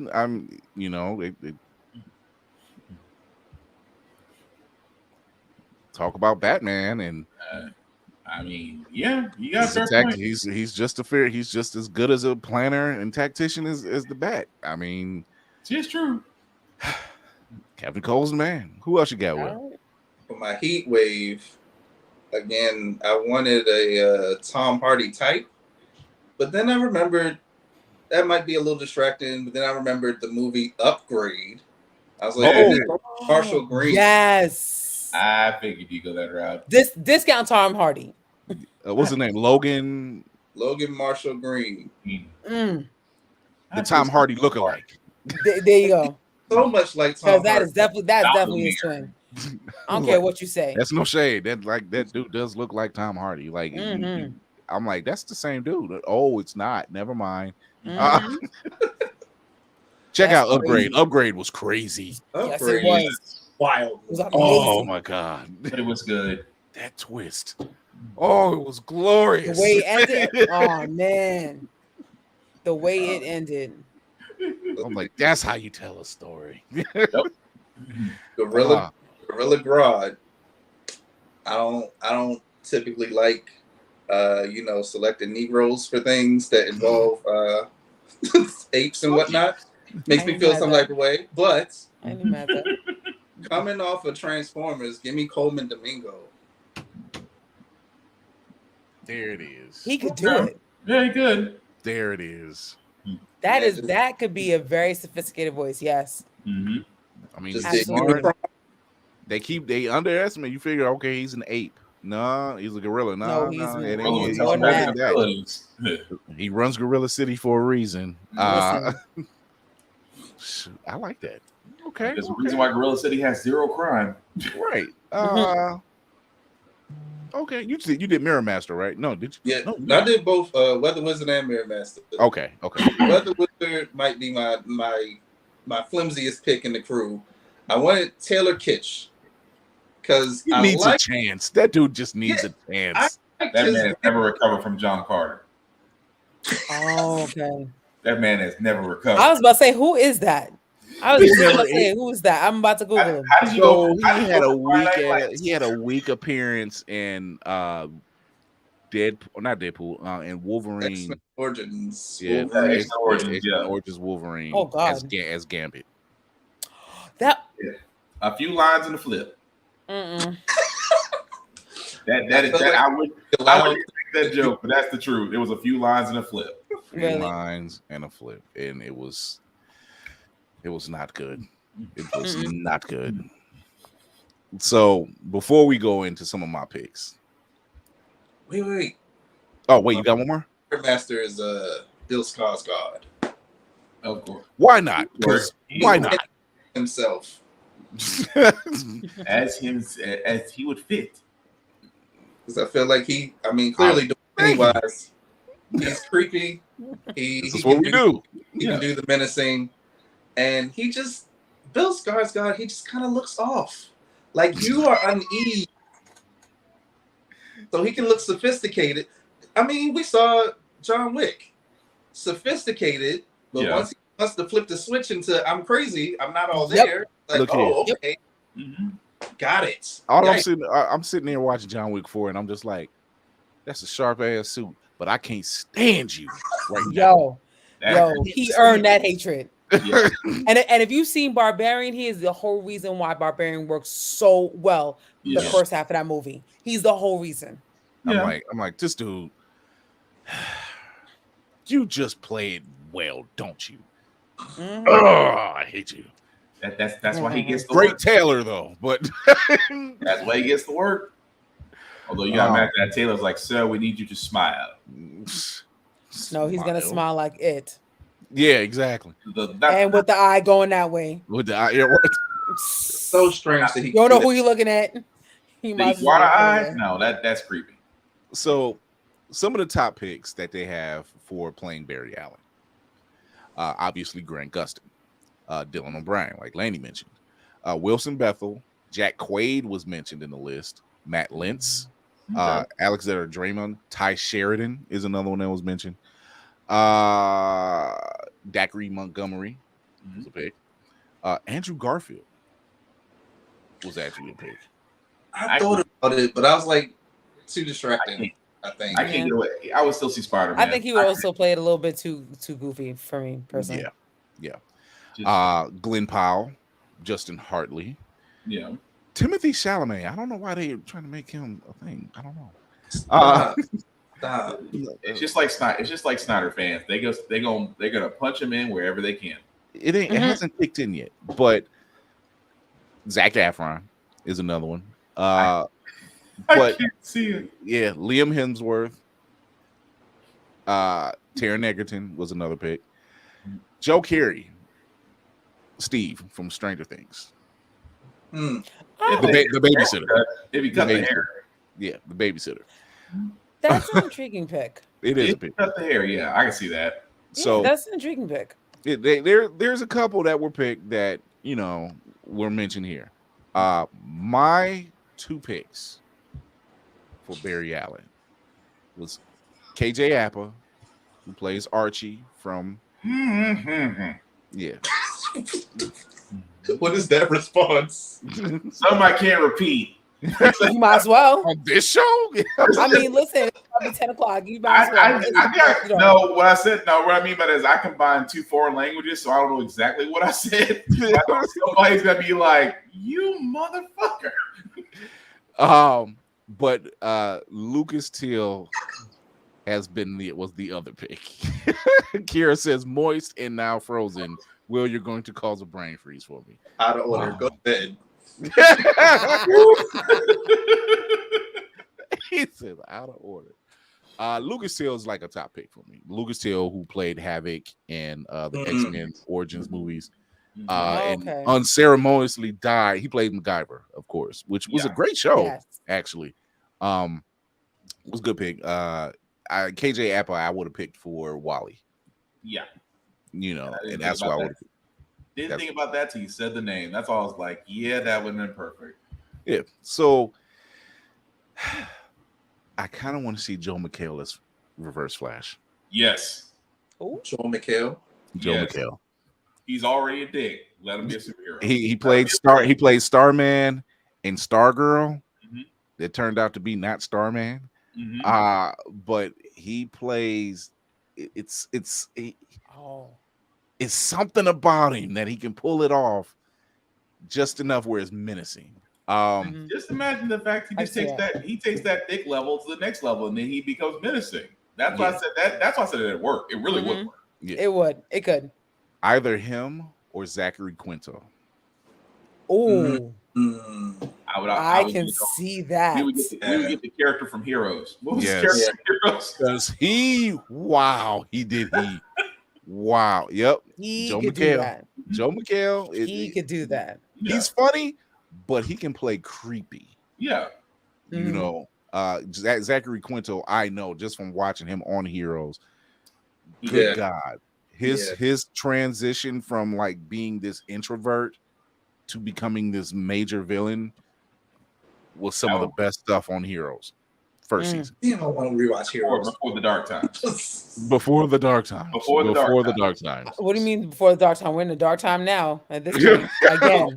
We're doing it again. But technically, it's the second coming. But for all those new kiddies, before the strike happened, before they took Heroes and dissected it to a point where it's unrecognizable. Yeah. Also, those two. Yeah. Logan was also on my list, but for Captain Boomerang. I'll still want Boomer back from Suicide Squad just because he was unrightfully killed. But he was so funny. I liked him. He was funny. Jai Courtney. Yeah. I can't stand him. I don't think he can act personally. He has the most punchable face. That's a fact. The worst acting. Hello. Thank you. But that's what made him perfect. But his Boomer, I was like, how? And this I like get me to like Jai Courtney. It wasn't Captain Boomerang. But I liked his boomerang. Yeah. You did, huh? You liked his boomerang. I liked the way how he was. Pause. Lenny just sat there, was like, she was waiting for the nail. The serve. Lenny was like, oh, no one caught this. He did it again. No.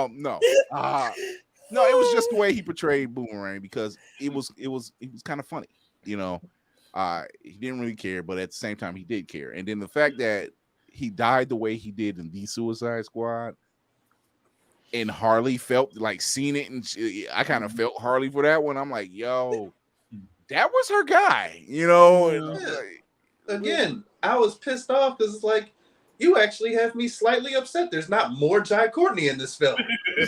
Listen, Jai Courtney just fucked up my whole Die Hard. Okay, because I am a huge Die Hard fan. So the fifth one, that last one, he was John McClane's son. A Good Day to Die Hard, something like that. Yeah, Leave for your Die Hard. I'm just like, so no, John, that was 4. That was fifth 4. one. Yes. So it is. It is good for you. Yeah. And I'm just like, so John, you didn't know your son was not even a cop. He's like higher up on the chain. Listen, John the was script was horrible too, but to me, Jack Harney was the worst part of it. They keep by giving, far. Sidebar, they kept giving John McClane the worst time. I'm like, look, this dude has tried to save his marriage. He saved his wife twice from terrorists. Still got a divorce.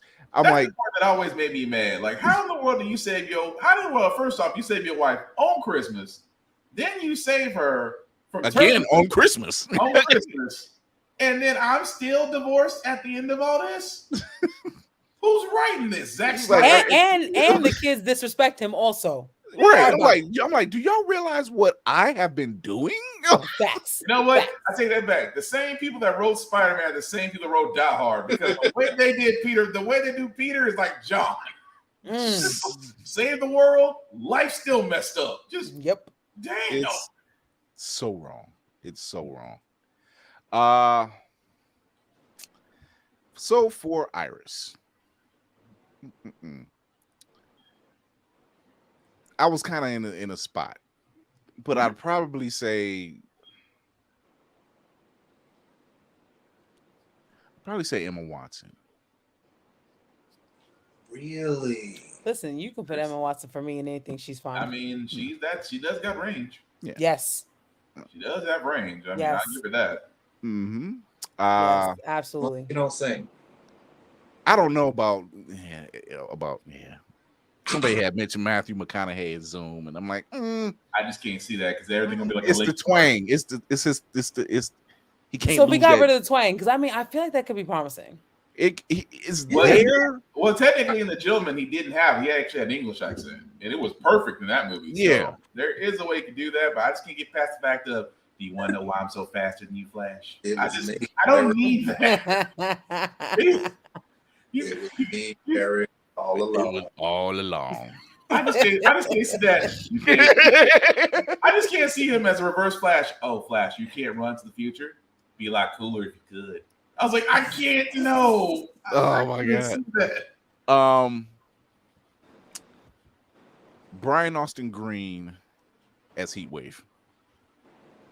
That's interesting. I don't know the characterization, but you're just taking. Oh, he's way in the past. Jeez.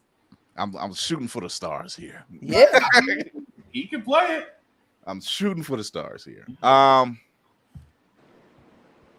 I gave you Wally, I gave you Barry, gave you Iris. Weather Wizard, I had Santiago Cabrera. Would work. You have a certain flair to it, though. Yeah, it's the flair. You'd have a certain flair. It's the flair. It is Weather Wizard. That Weather Wizard be clean. It's the cleanest flair. I'm like, we gonna get rid of that ugly green you was wearing. We gonna make it a little sharp. Santiago who? Santiago Cabrera. Okay. Yeah. So.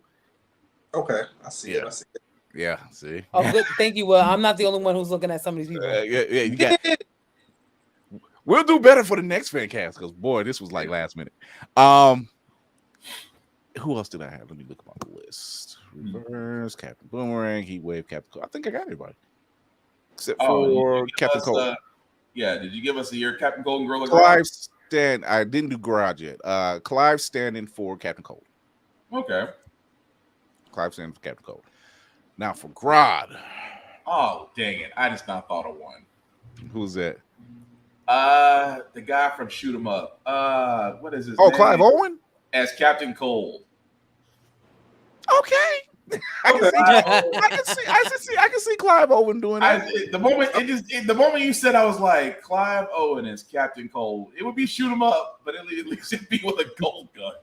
One of those movies that you just gotta sit down and watch. Just like Shoot 'Em Up is so out of control. It's absolutely. Yeah. It's so out. It's such an out of control movie. You're just like, how is this possible? Paul Giamatti. No. Nah. Grodd would be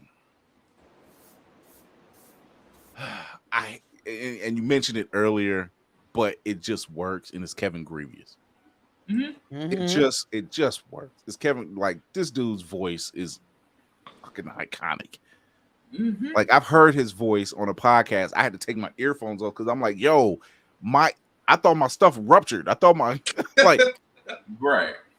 I'm like, Yeah, yo, we this watch is Underworld now. I'm like when you hear him talk, I don't know if the podcast is even existing anymore. It was called Fanboy Radio. And they had him on and he was talking, and I'm like, this dude's voice is so deep. Like when you hear it, you're just like, dude, you're just doing that. Like, no, that's his voice. Like That man is his own. They got to turn the bass down. That's Yeah. that's how deep his voice is. Like this man will give a reverb by just saying hello. it was creepily deep. I'm like, yo. And then I seen him like because he has comics too. He does he works in comics. They showed him at a convention recently, and he had like full beard. And I'm like, that ain't Kevin Grievous. That dude I know is bald with no facial hair. And I'm like, oh, that is him. But just, I mean, with a voice that deep, I'm like, dude, how do you can't whisper for shit? No. It's like it's like a rolling thunder. It's just like, yeah, forget it. It's I feel bad for your kid because if he ever got in trouble, oh shit, that's a fact. He'll give you the South Park brown note just by saying hello. Done. The South Park brown note. Tell me more. Tell me more. Oh, here I am. Had a whole thought process for the name of this episode, and Lainey just gave me a whole new reason. Oh man. Oh my god. The South Park brown. Let me write that down. The South Park brown. So yeah, those are some of our picks for if the Flash was actually done. I can't say this wasn't done correctly. We know the movie has its ups. It definitely had a lot of downs. Mm-hmm. And we're just glad that this universe is quote unquote dead. We're glad. It's really no other way. Yeah, it's just we were talking about Kevin. We were talking about Kevin. Mm-hmm. But we're just glad that this universe is done because it's been a really hard ride for a lot of DC fans going through. Like you get the ups and then you get all these downs. You know what I mean? Man of Steel, however, it was kind of divisive, but it was pretty solid. It was a pretty solid movie. Wonder Woman, the first one, pretty solid film. Aquaman, straightforward to the point, solid film.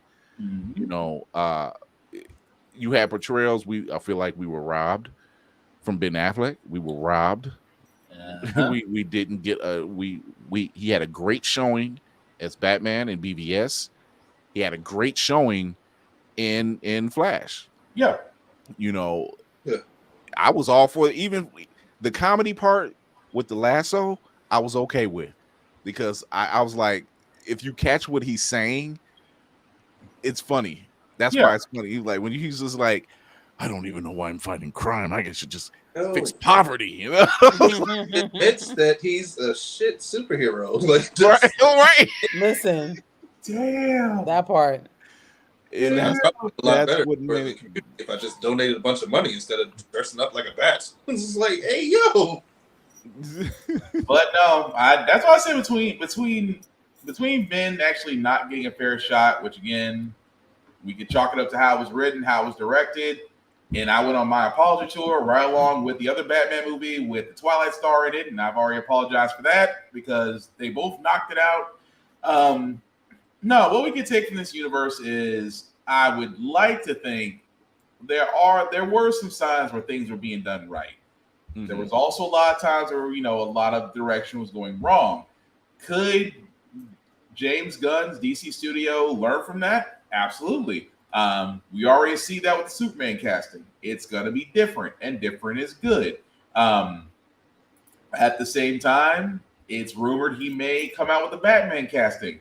As a Batman fan, yes, Kira, I stress this very heavily. As a Batman fan, let the cape go for a while. Build up the rest of the heroes.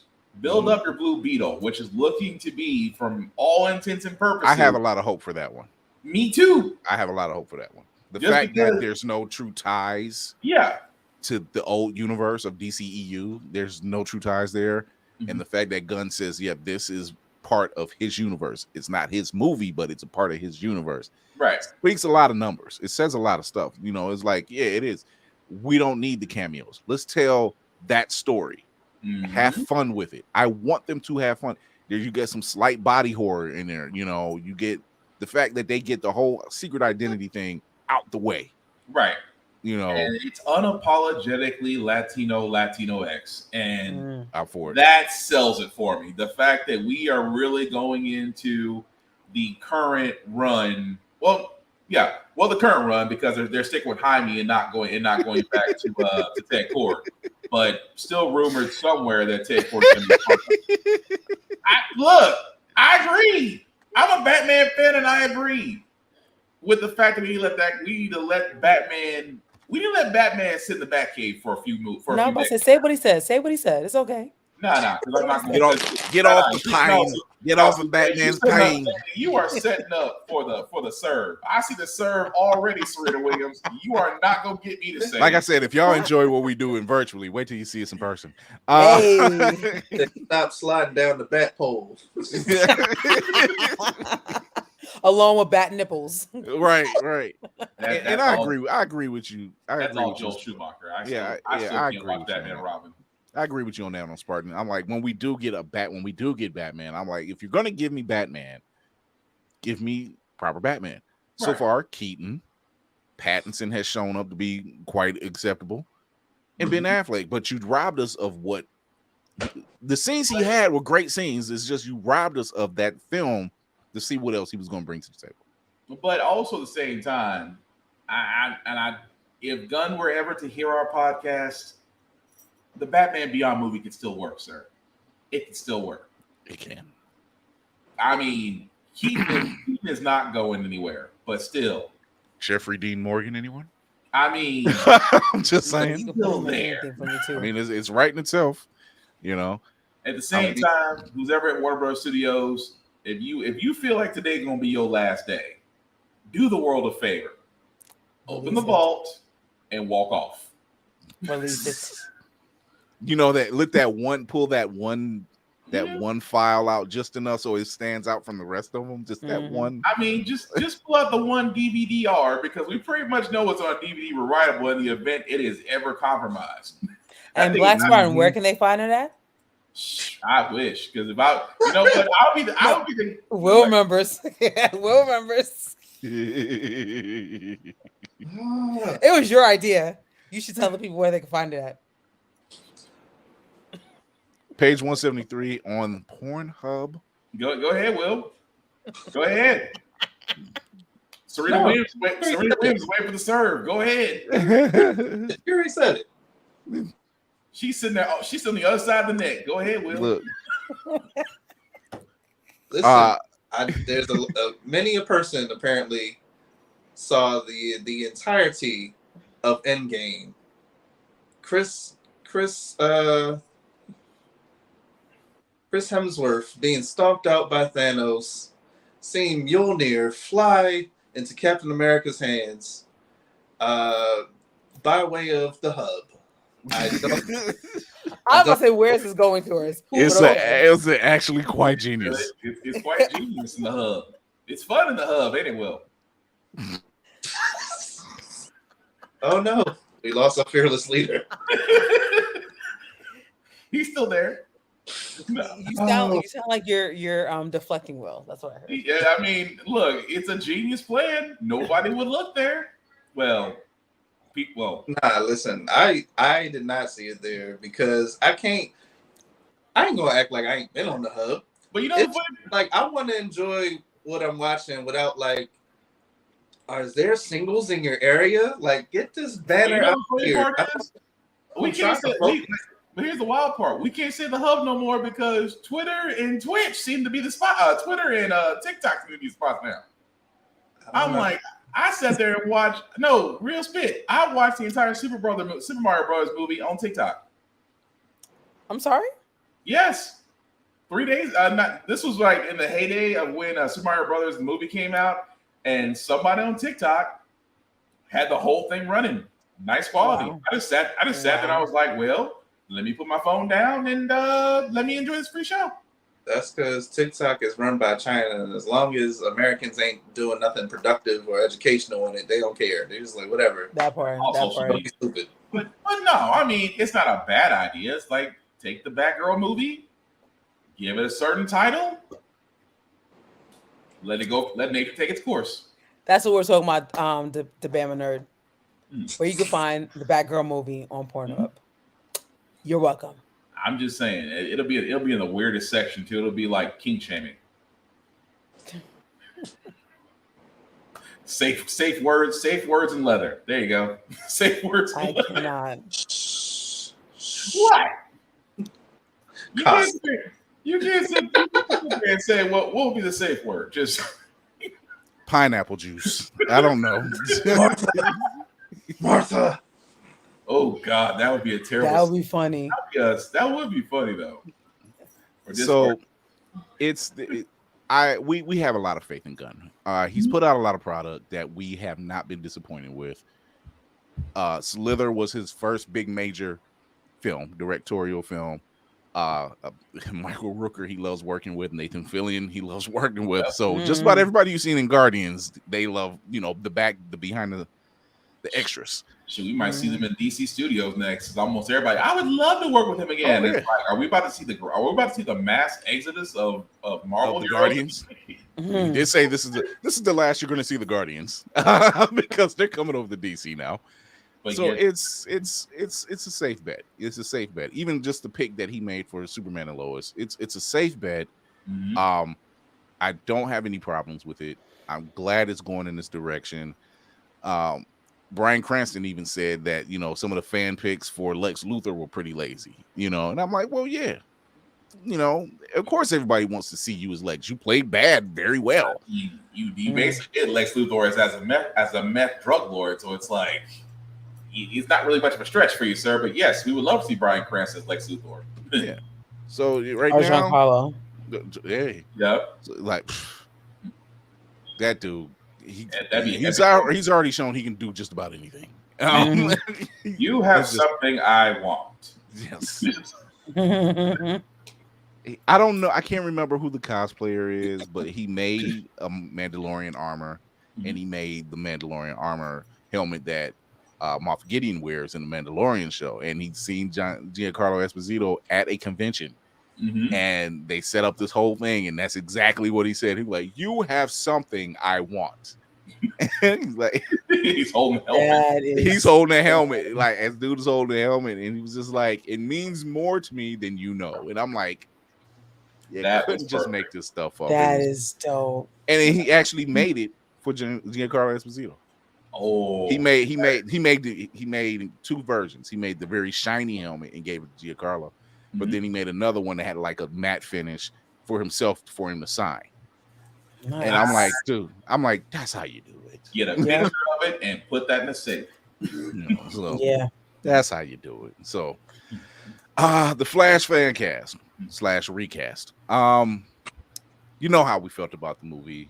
We know what the standout moments are. We understand what happened with the CGI stuff now. We're just glad it's over. We're glad it's over. RIP the Snyderverse. Yes. Because, and that's the thing. We've talked about it at great length. Snyder is a great cinematographer. Visuals, fantastic. Won't knock him. But your storytelling is very scattered. Which is wild because, first off, Army of Zombies, great.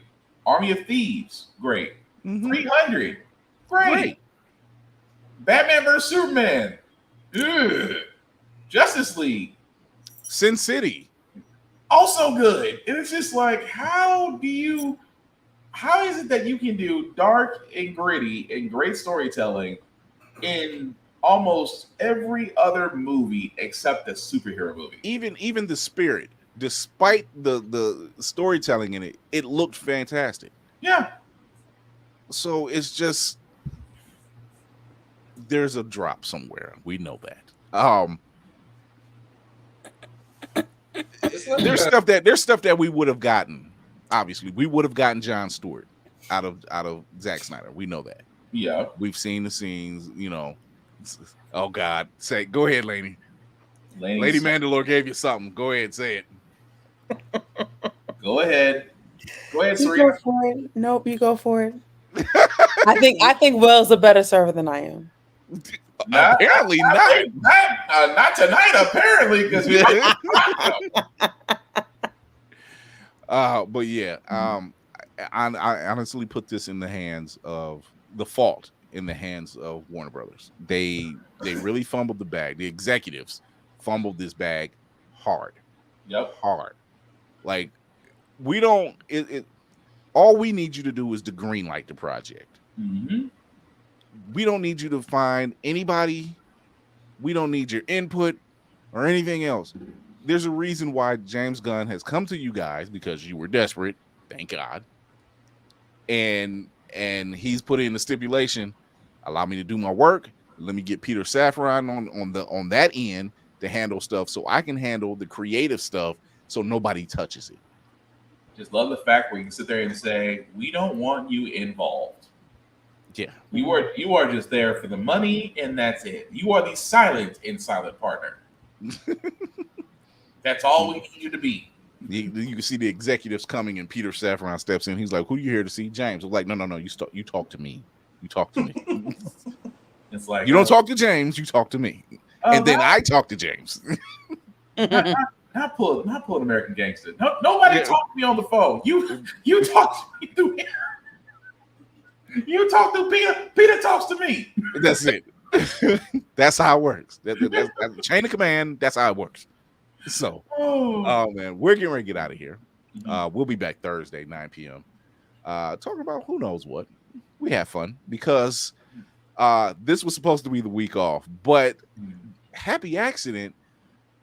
After this week, we take next week off because we have Blerdcon, of course. Mm-hmm. We'll be there 8:30 p.m. on Saturday, July 8th, the Kennedy Room. Come out. Have some fun at Blerdcon with us. We got some giveaways. We got some stuff that's going on. Doing some game shows. We're doing a little bit of everything. And when we come back that following week, our final two shows, we end on episode 150. Hey. So happy accident. So it plays out. It make the plan, expect the plan to fail. Throw away the plan. Shout out to Captain Cold. Mm-hmm. So, but when we get out, before we get out of here, let's go ahead or sign off. Lainey, let everybody know where you're at. What's up, y'all? I am Lainey Hart, one half of Geek by Heart. I run it with my husband, Jay. You can find us on YouTube. You can find us on, I say Twitter, but not really. You can find us on IG. You can find us on TikTok. We do movie reviews. I love to talk about horror. I write for horror for Chris Fury, the man on the wall, all right, on his website. All right. And Jay is going to start streaming very soon. He's going to start streaming God of War 3 to then go into God of War 2018 and then go into Ragnarok. So catch him on General, all right, on Twitch as well. And we will see you when we see you on our socials. And we don't need The Rock to play the God of War. We need facts. Christopher Judge to play the God of War. There you go. That dude is already built. That's fine. Like we don't need anything extra. He does the voice. He's got the build. Mm-hmm. He is an actor. Just put him in. Mm-hmm. Right. It's right there. Put him in, coach. Let the Rock Michael Jai White. Michael Jai White could do it too. He could. I see you, Black Spartan. But the fact that Christopher Judge he nails it, you know. Oh, that's facts. That's facts. Absolutely. So, we'll be watching the cinematic assassin, the ship's computer. Look, he's got to get a longer name tag too now. These names are lining up. Yeah. You can find me at Mayhem Media. That's MAYEHEM Media. IG, TikTok, Twitter, and YouTube. Film reviews, TV reviews, talk about comics, and just a little bit of everything, man. We like to have fun. content rollout is going to be the Monday after Blerdcon. That's the official stamp when I get this content actually rolling out on a regular basis coming to y'all. So be on the lookout for that. I'm also a writer for purefandom.com where I do trailer reviews. I'm a writer for blerdceview.org where I do film reviews. That's enough. I'm always stressed. Mental health is important. So please take your meds and take that PTO and whatever else you do in this life. Lean into learning, lean into laughter, lean into love, and we'll make this world a better place. We are in here. Mm-hmm. Black Spartan. Yes, it is I, Black Spartan, otherwise known as Blackbox447 on the socials. I usually do reviews on everything that I watch, that I play, that I read, and gym stuff because I do believe in fitness and apparently scary Jehovah's Witnesses. But also getting thanked by Baptists, which is kind of weird in the gym because I'm being acknowledged now. But anyway, I do have a couple podcasts of my own. I do have my daily political news podcast called How the Frack We Got Here every Wednesday and Saturday on Facebook, YouTube, and Twitch. I have my video game podcast called Get Bit Podcast with my co-host Joe Tonello every Friday on Facebook, YouTube, and Twitch. I am one of the mini heads of the blerdceview.org website for writing. I actually cover the wrestling side of things, why wrestling is real and people are fake. Shout out to Mr. Kennedy for that. If you have not seen Forbidden Door, it is worth the pay-per-view. And actually it's only $45, which is actually a lot better than the $100 that you would pay. Yeah, for you would like $45 for a pay-per-view versus $100 for a boxing match that doesn't even last 2 rounds. I'm just saying, you get your money's worth. All of our podcasts can be found wherever podcasts are heard or seen, especially on the Opulence Radio and Always Record TV, as we have joined the feats with everybody else as Blerd's Eye View in a room full of blurs for our not here but always in our hearts, first lady of the house, Kira, who apparently said TikTok's about to ban your account. I don't know which Will she's talking to. I don't know which Will. I'm pretty sure she's going to let us know.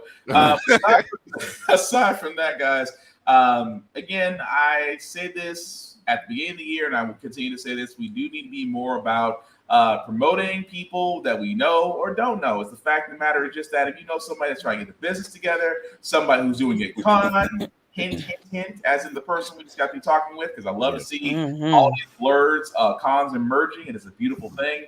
But again, it takes zero energy to share everything. It takes 100% to be negative. So again, support them the same way you would support Beyonce if she knew you existed. Aside from that, guys, the last thing I'll sit there and say is, as these guys will tell you, I'm a very social person. I talk to almost everybody, but the same rule I have in here is the same rule I have from everybody else. Don't be a dick, and we'll all be cool. Here it is. Hey, everybody. It's your favorite man on the wall, Chris Fury, the king up north. This is always fun doing these things. Shout out to Roy Evans for the Urban Nerd Con. Go check him out, the Urban Nerd Con, at the Urban Nerd Con on IG, theurbannerdcon.net. You want to go check that out, show your support. That is a fantastic thing. It's going down July 21st through the 23rd. Cost savings, food savings, just savings all around, and entertainment. You can't beat none of that. So go check them out, show some support. But if this is your first time here, like we've gotten in the chat, thank you for tuning in. We ran across your timeline for a reason. Follow us here, IG, Blerd's Eye View. It'll show you the link tree in the bio that leads you to all the great places where you can find us, such as Facebook. All right there, Blerd's Eye View Podcast. And you can listen to us on Opulence Radio. Download Opulence Radio app completely free. Shout out to Amron Burnett, who runs Opulence Radio. You can also catch us on Twitch. And you can also watch us if you have Roku or Amazon Fire. You can watch us on Always Press Record. Shout out to Travius Lawson, who runs Always Press Record. Or go to alwayspressrecord.com. Download on whether you're Roku or Amazon Fire, and you can watch all past episodes. And you can also show your love. Please show your love and show us and follow and subscribe and hit that notification bell on the YouTube channel, where you'll see shorts and past episodes and how raw it used to be way in the beginning. Bad stuff, but it was still entertaining. But check us out. We're coming up. If you are going to Blerdcon, come check us out July 8th on Saturday at 8:30 in the Kennedy Room. That's on the 3rd floor. You want to come check us out. We're doing game shows and giveaways and doing what we do best. Thank you to the team. Shout out to Roy Evans for that fantastic rendition of what he was telling us about the Urban Nerdcon. And we will be back Thursday because 9 p.m. Eastern, Thursdays, 8:30 Tuesdays, Facebook, YouTube, and Twitch. Thursday, I think we're talking about Secret Invasion, episodes 1 and 2. So let's get it. Like I do with every show, remember to educate yourself and others, entertain yourself and others, and most of all, encourage yourself and others. This is Chris Fury with the crew. Out of here.